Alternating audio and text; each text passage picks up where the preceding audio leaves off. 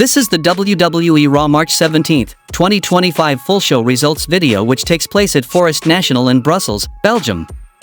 John Cena makes his first entrance as a heel, steps into the ring and tells the crowd they're making this easy for him because for 25 years he's been the victim of an abusive relationship. He shouts down boos with "You have lost your time to talk." He says he's not a babyface or a heel, air quotes dripping, he's a human being and each and every one of us has been awful to him, and it's been the same damn noise for 25 years. He says he worked hard like he always does and he started to win and win and win and win and win and win and win. He won a lot, and we hated it, and it wasn't enough, so he spent the next 10 years trying to give away everything he possibly could, and it still wasn't enough. He says his retirement is unprecedented because he's actually walking away at the end of the year, and he tried to do one nice thing and again we ruined it.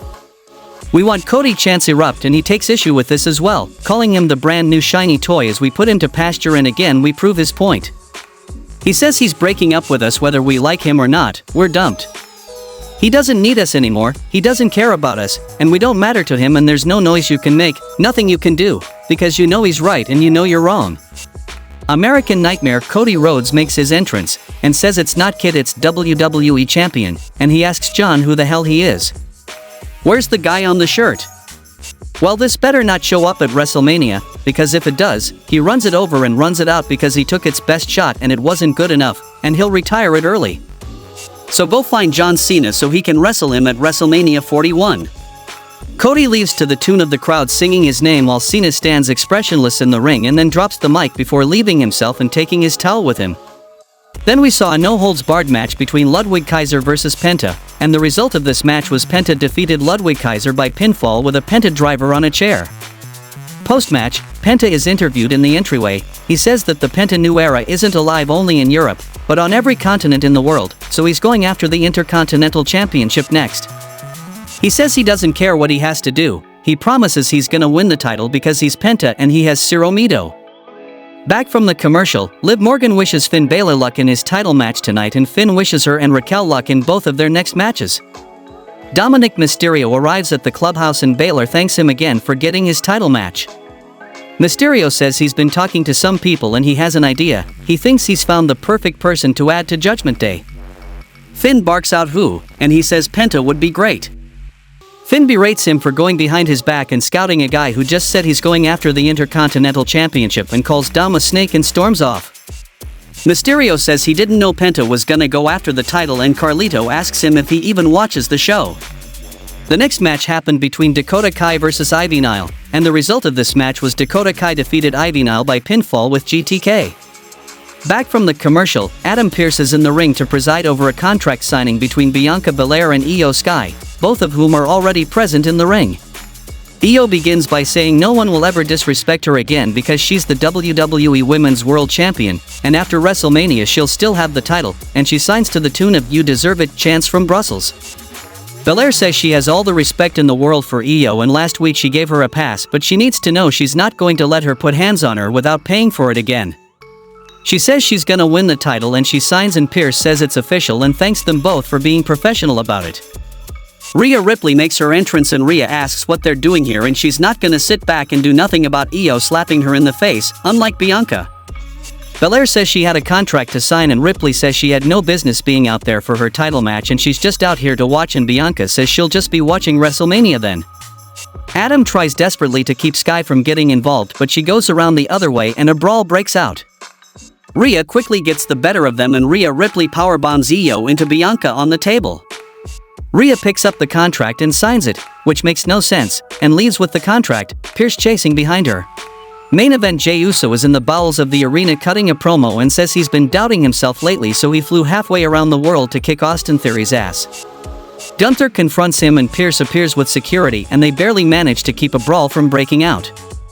The next match happened between Austin Theory vs main event Jey Uso, and the result of this match was Jey Uso defeated Austin Theory by pinfall with the spear. Post-match, Uso blasts Grayson Waller off the apron with a super kick and then Gunther arrives and puts the Gajira clutch on Uso but he fights out and tears the belt off the champion's waist and poses with it in the turnbuckles before throwing it to the ring general at ringside. Backstage, Adam Pearce and Rhea Ripley are bickering over the contract. She gives it back to him and says it's legally binding and she's in the match now, and Bianca Belair rolls up to beat Rhea down. Io Sky arrives and takes over, but Belair says Rhea is hers and fights the champion off. Ripley recovers and throws Bianca into a table and gets chased off by a referee. The next match happened between Creed Brothers vs Latino World Order, and the result of this match was Latino World Order defeated Creed Brother by pinfall with the springboard splash from Rey Mysterio on Julius Creed. Post-match, the mystery man with the mask appears and lays Rey out with a flying headbutt. Beating Dragon down, German suplex takes him out. Mysterio recovers, but he gets German suplexed into Lee. The masked man, who can't be Chad Gable because Chad was wearing a suit earlier and this guy is wearing a tracksuit, goes up top and hits a diving headbutt to punctuate the whole exchange. Back from the commercial, Seth Rollins gets on the mic and welcomes us to Monday Night Rollins and lets the crowd sing along some more. Then CM Punk chants ring out and he says he'll talk about him, but he wants to talk about Roman Reigns first. He's not mad that Roman came after him for revenge because he'd have done the same damn thing. The problem is that after all these years and with the wise men in his ears, he still can't come up with a plan. He needs his architect to do it for him. Now on to CM Punk. He calls him the luckiest loser on the planet because if he'd had a few more seconds in that cage he would have stomped his head through the mat and ended his WrestleMania dreams and put his career on ice. He'd have taken care of the CM Punk problem for everyone, but now it's just like the good old days and he has to clean up Roman's mess.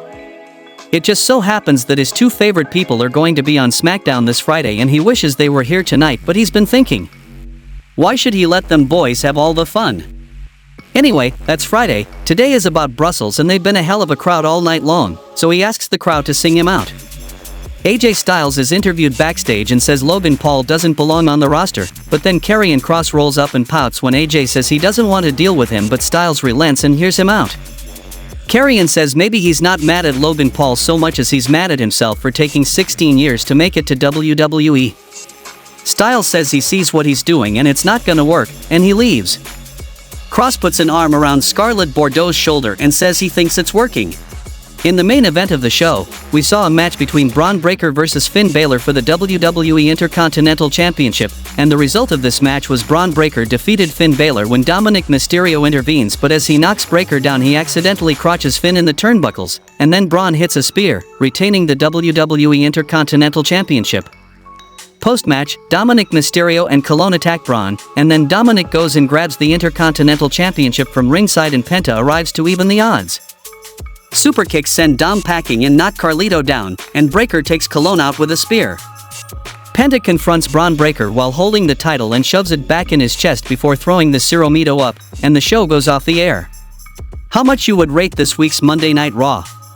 Let me know in the comments. Do not forget to subscribe the channel. Please hit the like button, shares it, and thanks for watching the video.